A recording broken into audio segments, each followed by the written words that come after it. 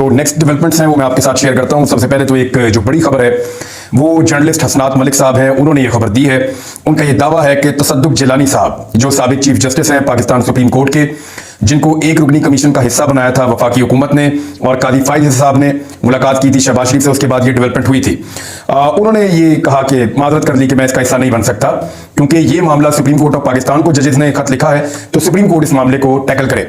अब मामला ये हुआ है कि जो हसनात मलिक साहब ने क्लेम किया वो बड़ी अहम बात है। उन्होंने कहा, जो खबर उन्होंने दी है वो ये कह रही है कि तसद्दुक जिलानी साहब ने जो फुल कोर्ट की एक मीटिंग हुई थी उसके मिनट्स मांगे थे जो उन्हें नहीं दिए गए। यानी अगर कमीशन बन रहा है तो उसका हक है ये जानना कि जो मीटिंग हुई है उसके अंदर क्या बातचीत हुई है, किसने क्या राय दी है, और क्या जो सुप्रीम कोर्ट ऑफ पाकिस्तान के मुअज़्ज़िज़ जज साहिबान हैं उनकी राय क्या है एक कमीशन बनाने के बारे में। तो जब उनको नहीं दी गई तो उसके बाद हुआ क्या, उसके बाद फिर उन्होंने कहा कि मैं माजरत करता हूं, मैं इसका हिस्सा नहीं बन सकता, क्योंकि शुरू में ही उनको जो इंफॉर्मेशन चाहिए थी वो इंफॉर्मेशन उनको नहीं दी गई। अब इसमें एक चीज और भी है कि इन मिनट्स को छुपाना क्या मकसूद था, या कोई नहीं चाहता था कि ये जो एक फुल कोर्ट की एक मीटिंग हुई है, तमाम जजेस बैठे हैं सुप्रीम कोर्ट ऑफ पाकिस्तान के, ये 14 जज साहिबान हैं, बेसिकली 2 खातून जजेस हैं और जो 12 हैं वो मेल जजेस वहां पे सुप्रीम कोर्ट ऑफ पाकिस्तान में मौजूद हैं। चीफ जस्टिस कादी फाइज साहब हैं, दूसरे नंबर पे जो है वो मंसूर अली शाह साहब हैं, तीसरे नंबर पे जस्टिस मुनीब अख्तर साहब हैं, फिर इसी तरह नीचे तमाम जजेस हैं। अब ये जो जजेस ने राय दी उस दिन जो वहां बातचीत हुई उसके मिनट्स शेयर नहीं किए गए ताकि ये पता ना चले कि यहाँ पे जजेस की एक्चुअली राय क्या है और किस जज की राय इस केस के बारे में क्या है। अब जब बनाया गया एक बेंच जिसको लार्जर बेंच आप कहते हैं और 7 जजेस को उसमें शामिल किया गया, बेसिकली 14 जजेस हैं, 7 को शामिल किया गया।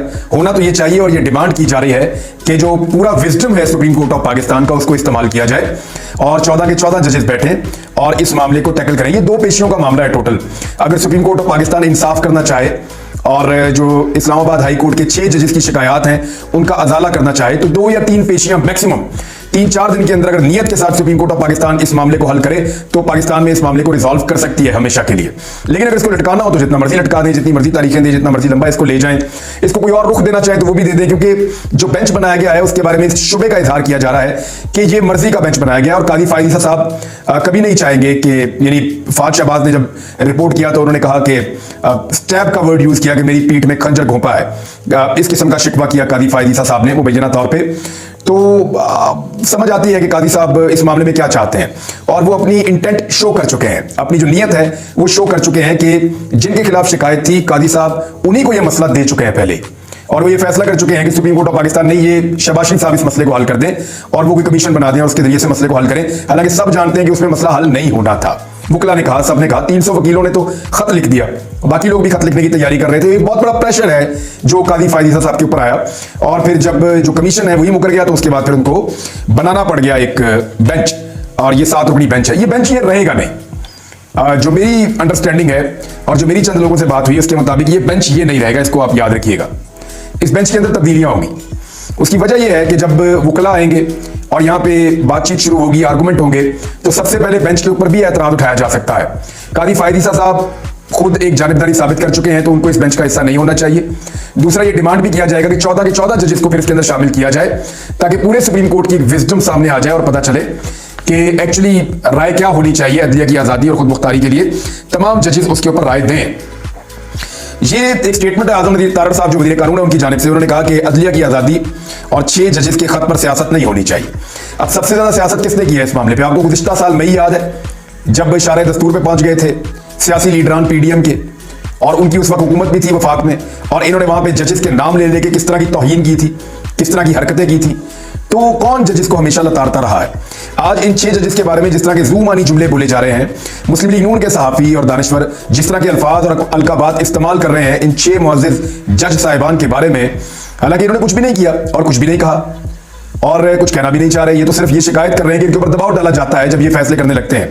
तो जो जबरदस्ती के फैसले लिए गए हैं गुज़िश्ता 1.5-2 साल में, और जिस तरह से लोअर जुडिशरी के ऊपर दबाव डाला गया, जिस तरह से हाई कोर्ट के जजेस के ऊपर दबाव डाला गया, तो जो दबाव के नतीजे में जितने भी फैसले हुए हैं मेरे ख्याल में सारे के सारे रिवर्स होने चाहिए। अभी थोड़ा सा माहौल बदला है और क्योंकि ये मामला खुलकर सामने आया है, 6 जजेस ने बड़ी बहादुरी और दिलेरी का सबूत दिया है, तो उसके बाद अब आप अदलिया के अंदर ये देखेंगे कि अदलिया उन गलतियों को सुधारेगी जो गलतियां गुज़िश्ता चंद महीनों में खासतौर पे हुई हैं। उनमें जो बड़ी गलतियां हैं वो इमरान खान साहब को अजीबोगरीब भोंडे मुकदमात में सजा देने की गलतियां हैं। 4 केसेस मैं आपके सामने रख देता हूं जिन्होंने फौरी तौर पे उड़ जाना है और उनके पल्ले कख नहीं रहेगा। नंबर 1 केस जो फौरन उड़ जाएगा, ये तोशाखाना का केस है। अभी तो इसमें सिर्फ सजा मुअत्तल हुई है। ईद के बाद जब ये केस बाकायदा मेरिट के ऊपर सुना जाएगा तो ये केस भी खत्म हो जाएगा। इमरान खान साहब इसमें बाइज्जत बरी होंगे, ये बात आप याद रखिएगा। दूसरा केस जो है वो साइफर वाला मुकदमा है, जो उसकी दुर्गत बन गई है, उसका पोस्टमार्टम हो चुका है, वो भी फारिग हो जाएगा। तीसरा मुकदमा इद्दत में निकाह वाला है, और वो तो केस सिरे से है ही नहीं, वो तो सिर्फ गंद मारा था और यानी बदकिस्मती से अदलिया के दामन पे ये दाग लगा है। वो तो सिर्फ गंद मारा गया इमरान खान साहब को डीफेम करने के लिए, उनकी शोहरत को नुकसान पहुंचाने के लिए, लेकिन वो भी उल्टा हो गया, ज्यादा लोग निकले, ज्यादा ठप्पे लग गए। अब ये 3 केसेस तो उड़ जाएंगे। चौथा जो अलकादर यूनिवर्सिटी वाला है, उसके अंदर तो पैसा किसी ने निकाला ही नहीं, ट्रस्ट भी मौजूद है, पैसा भी मौजूद है, फंड भी मौजूद है, जमीन भी मौजूद है, तो करप्शन हुई कहां है? तो जहां करप्शन हुई नहीं वो केस तो बनता ही नहीं है, वो तो सबसे सादा और सिंपल केस है। और इमरान खान साहब ने खुद भी बताया कि जिन चंद केसेस के ऊपर उनको बहुत दुख हुआ, उनमें एक जिले शाह का केस है कि वो उनका एक कारकुन था, उनको बड़ा दुख है उसकी मौत का, उसकी शहादत का, तो उन्होंने कहा वो मेरे पे डाल दिया, पहले उसके ऊपर बहुत टॉर्चर करके उसको मारा गया, फिर वो मेरे पे डाल दिया गया उसका कत्ल। एक उनको उसका बहुत दुख है। दूसरा इमरान खान साहब को एक केस का दुख है जो उनके ऊपर करप्शन का केस बनाया गया अलकादर वाला। उनके मुखालिफिन भी ये बात मानते हैं कि इमरान खान गलती कर सकते हैं, बहुत सारी चीजें हो सकती हैं, लेकिन ये करप्ट नहीं है ये आदमी, और उनके मुखालिफिन ये बार बार कहते रहे। तीसरा जो इद्दत में निकाह वाला केस बनाया इसका इमरान खान साहब, वो बहुत ही बिलो द बेल्ट गया सारा सिस्टम इमरान खान साहब को डीफेम करने के लिए, उनकी शोहरत को नुकसान पहुंचाने के लिए। तो इन 3 केसेस के ऊपर उनको बड़ा अफसोस है। ये केसेस सारे उड़ जाएंगे और इनका कोई वजूद नहीं रहेगा आने वाले दिनों में, और ये मेरिट के ऊपर खत्म होंगे। बहुत सारे लोग चलांगे मारेंगे, उछलेंगे कूदेंगे कि फटाफट केस कैसे खत्म हो रहे हैं, ये कैसी अदलिया है जो दबाव में और केसेस खत्म कर रही है। तो बात यह है कि दबाव में डाल के जो गलत काम करवाए गए हैं, अब अदलिया ने अगर जुर्रत पैदा की है तो वो उस दबाव से निकलकर उन कामों को ठीक करेगी, और ये अदलिया की ही जिम्मेदारी है कि उन कामों को वापस ठीक करे ताकि अदलिया की इज्जत बहाल हो और अदलिया अपनी स्पेस वापस ले जो अदलिया से छिन गई है, चाहे वो हाई कोर्ट्स हैं, चाहे वो लोअर कोर्ट्स हैं। ये मुझे अच्छी तरह याद है कि मेरे केसेस जहां अदालत में चलते थे वहां बहुत दबाव डाला जाता था, जजेस बहुत प्रेशर के अंदर काम कर रहे होते थे, लेकिन ज्यादातर जजेस ने मुजाहरा किया जुर्रत का और हिम्मत का, और मुझे बाइज्जत बरी भी किया केसेस के अंदर। तो मैं तो हमेशा शुक्रगुजार रहूंगा लोअर कोर्ट्स का, जिन्होंने मुझे पहले दिन, पांचवें दिन, यानी जब भी केसेस चले उन्होंने मुझे इंसाफ दिया, जल्दी दिया, देर से दिया, लेकिन उन जजेस ने मुझे इंसाफ दिया नहायत प्रेशर के बावजूद। और ये ज्यादातर जजेस ने इंसाफ दिया, बहुत कम जजेस हैं जो इंसाफ नहीं दे पाए, और मैं उनका नाम नहीं लेना चाहता, सबके ऊपर प्रेशर आते हैं, लेकिन अब अदलिया उस प्रेशर को अगर उतार रही है तो ये केसेस टिकेंगे नहीं। इमरान खान साहब फिर जल्द आपको बाहर दिखाई देंगे। हम्माद अजहर के केस के ऊपर बहुत सारे लोग नुक्ताचीनी कर रहे हैं कि कैसे 10 मिनट के अंदर 51 केसेस में उनको जमानत मिल गई। तो मैं जरा सिंप्लीफाई कर देता हूं, ये कानून का मामला है। अब ये पीएमएलएन के कुछ सहाफी हैं जो सवाल उठा रहे हैं, कुछ दानिश्वर हैं, कुछ पीएमएलएन के अपने लोग हैं, ज्यादातर वो ये सवाल उठा रहे हैं। तो मैं आपके लिए इसको सादा कर देता हूं कि उन्होंने सिर्फ जमानत हासिल की है पेशावर हाई कोर्ट से इस बात के लिए कि मैं जाकर अपने केसेस का सामना करना चाहता हूं लाहौर में, बस। यानी मेरे ऊपर ये 51 केसेस हैं, एक ही एप्लीकेशन दी कि जनाब मेरे ऊपर ये 51 केसेस बना दिए गए हैं, ये सारे सियासी नौयत के केसेस हैं, मुझे आप यहां से जमानत दे दें ताकि मुझे गिरफ्तार ना किया जाए। मैं आपके सूबे से वापस पंजाब में जाऊंगा, वहां जाके अपने तमाम केसेस में अदालत के सामने सरेंडर करूंगा और उन मुकदमात का वहां पे सामना करूंगा। इसमें क्या गलत है? ये तो कई दहाइयों से हम सुन रहे हैं, हमेशा से अदालत से ये रिलीफ लिया जाता है। नवाज शरीफ साहब पाकिस्तान वापस कैसे आए? वो तो मफरूर थे, उनके ऊपर केसेस थे, निजाम चल के उनके पास एयरपोर्ट गया, ये मिसाल किसी को याद नहीं है।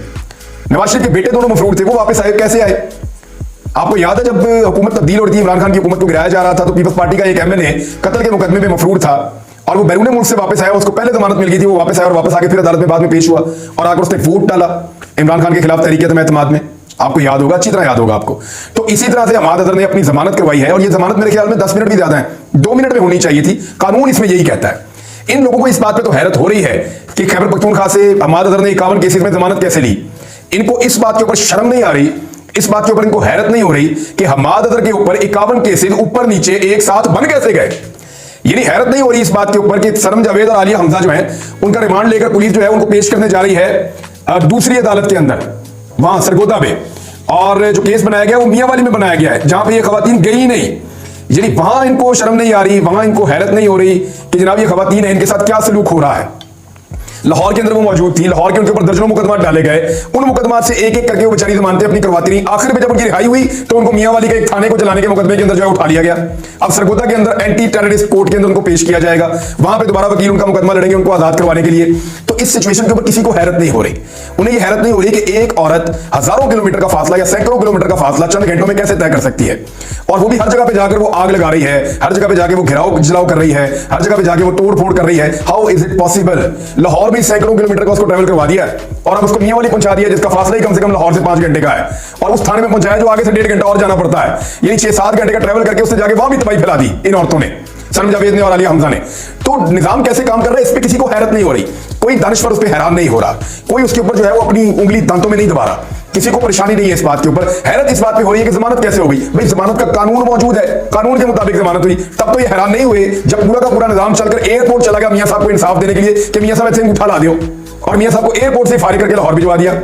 तब तो इनको हैरत नहीं हुई। जब नवाज शरीफ के बेटे जो है वो वापस पाकिस्तान दंदनाते हुए आए और लंबी मफरूरी काटने के बाद इनको तब हैरत नहीं हुई जब इसाक डार मफरूर थे और सेनेटर बन गए, मफरूर थे और मिनिस्टर बन गए, और मिनिस्टर की हैसियत से पाकिस्तान वापस लाए गए, और फिर उन्होंने इकोनॉमी का बेड़ा ही गर्क कर दिया। इकोनॉमी का ऐसा बेड़ा गर्क किया है कि ख्वाजा आसिफ ने दोबारा अनाउंस किया कि हम दिवालिया हो चुके हैं, लोगों को कोई रिलीफ नहीं दे सकते, कोई रिलीफ हम पाकिस्तानियों को नहीं दे सकते, हम दिवालिया हो चुके हैं। अब दो चीजें आपने याद रखनी, एक रिपोर्ट है वो मैं आपको पढ़ के कल सुनाऊंगा नेक्स्ट वीलॉग में, बल्कि आज ही आपको दूंगा मैं दोपहर के बाद। आपको मैं बताऊंगा कि इकोनॉमी के साथ इन्होंने क्या किया है और आलमी रिपोर्टें उसके बारे में क्या कह रही हैं। ये रिपोर्टें मैं आपको पढ़ के सुनाऊंगा, आपको बताऊंगा। लेकिन इससे पहले आप जरा ये देख लें कि जमात इस्लामी और JUIF ये ऐलान कर चुके हैं ईद के बाद तहरीक चलाने का कि ये फॉर्म 47 पे बनने वाली हुकूमत को हम नहीं मानते। ये दोनों धांधली के खिलाफ निकलने वाले हैं। पाकिस्तान तहरीक इंसाफ पहले ही ऐलान कर चुकी है। ये 3 बड़ी जमातें हो गई हैं। इसके अलावा इंटीरियर सिंध यानी अंदरून सिंध की और बलूचिस्तान की जो कौम परस्त जमातें हैं वो भी इस बात के ऊपर पूरी तरह से कमिटेड है कि जो धांधली हुई है और जिस नौयत की धांधली हुई है उसके खिलाफ खड़ा होना बहुत जरूरी है। सिर्फ पंजाब में तरीके लबैक रह गई है, अगर उनको भी समझ आए और वो इस मौके पर खड़े हो जाएं तो ये बहुत बड़ी एक पॉलिटिकल मूव बन जाएगी, और इस पॉलिटिकल मूव के नतीजे में हुकूमत के लिए मुश्किलात बढ़ती चली जाएंगी। अब हुकूमत ने किया क्या है, देखिए इसके ऊपर जरा गौर करें। एक तो तसद्दुक जिलानी साहब के इनकार के बाद बहुत सुबकी हुई, बहुत परेशानी बढ़ गई। दूसरा, वुकला का प्रेशर बढ़ता चला जा रहा था। हुकूमत नहीं चाहती कि अगर कोई तहरीक ईद के बाद शुरू होने जा रही है तो उसमें वुकला और सिविल सोसाइटी और मीडिया शामिल हो जाए। अगर किसी तहरीक के अंदर वुकला, सिविल सोसाइटी और मीडिया शामिल हो जाए तो उसकी ताकत दुगने से ज्यादा हो जाती है। लेकिन उसको रोकने के लिए जो तरीकाकार इख्तियार किया कि एक लार्जर बेंच बन गया, उस लार्जर बेंच के ऊपर भी लोग नहीं मानेंगे, वुकला नहीं मानेंगे, और मुतालबा किया जाएगा कि फुल कोर्ट तश्कील दिया जाए और तमाम जजेस एक मुश्तरका विजडम के साथ फैसला करें कि जजेस के साथ जो ज्यादतियां हुई उनका अजाला कैसे हो सकता है और किस तरीके से जजेस आजादी और खुद मुख्तारी के साथ काम कर सकते हैं। ये तो है बात कि वो निपटने की कोशिश कर रहे हैं जिन मामला से, वो मजीद गंभीर होते चले जा रहे हैं। तो ईद के बाद की सियासत ज्यादा अग्रेसिव होगी। इमरान खान साहब ने मुलाकात की अलीमीन गंडापुर से, उन्होंने बताया कि किस नौयत का एहतजाज चल रहा है। इमरान खान साहब का सारा फोकस इस बात पे है कि उनका चोरी हुआ मैंडेट उनको वापस मिल जाए।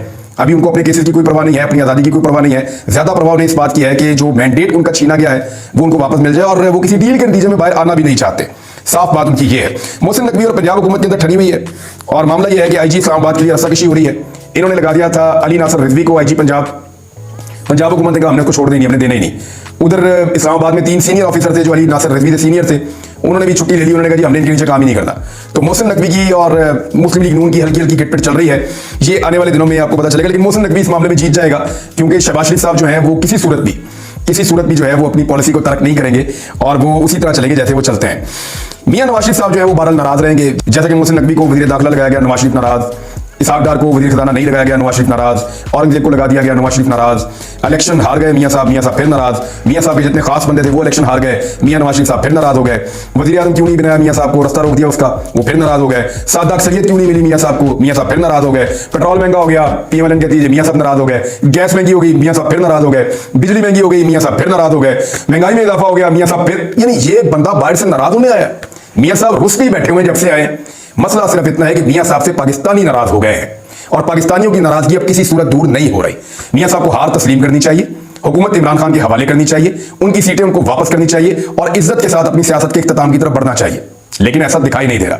3.25 रुपए बिजली की कीमत मजीद बढ़ा दी है इन्होंने, और कितना बोझ डाला कौम पे, अगले वीलॉग में। अब तक के लिए इतने, अपना ख्याल रखिएगा, अपने चैनल का भी। अल्लाह हाफिज़।